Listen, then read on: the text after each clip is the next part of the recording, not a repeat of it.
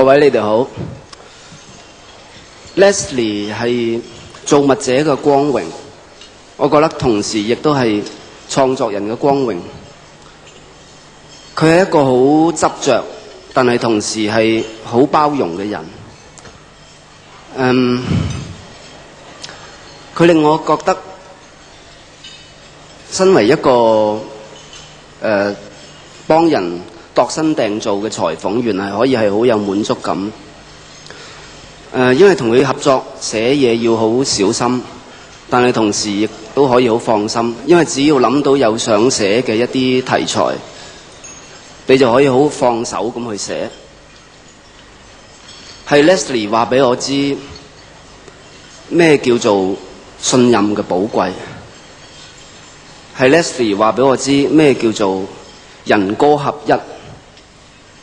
喺佢嘅歌入邊，我哋可以揾到原來聲音都可以有演技嘅。佢可以係寧采臣，可以係程蝶衣，亦都可以係着住高踭鞋、超長頭髮，一個中性嘅形象。所以亦都係 Leslie 話俾我知，原來做一個創作人最高嘅境界係性別係唔存在嘅，只要做到雌雄同體，雌雄同體呢種境界到嘅時候，先至可以寫出一個比較寬廣同埋有血有肉嘅世界。亦都係 Leslie 話俾我知，喺創作上嘅溝通上邊，原來最好嘅狀態係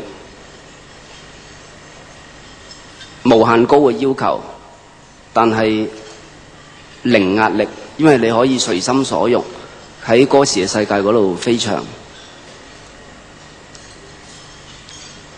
有人話藝術嘅極致係音樂， Leslie 話俾我哋知，原來佢嘅造手、造型，佢嘅個人嘅學養，佢嘅舉手投足都可以係音樂。因為我哋喺呢個唱片入邊咧，可以清清楚楚揾到張國榮3個字，你唔會認錯人，只此一家別無分店。我諗呢個亦都係所有歌手同埋創作人一個終極嘅夢想。最後 Leslie 話俾我哋知一個道理，事物可以消失，但係事件只有事件先至可以永遠存在。佢喺流行音樂界留低咗好多財富俾我哋，我相信係可以戰勝到時間。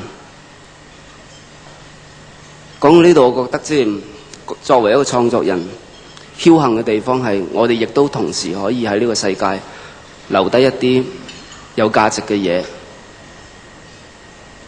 我諗呢個亦都係我哋需要寫得更好，同埋視創作為我哋嘅第二生命嘅唯一原因。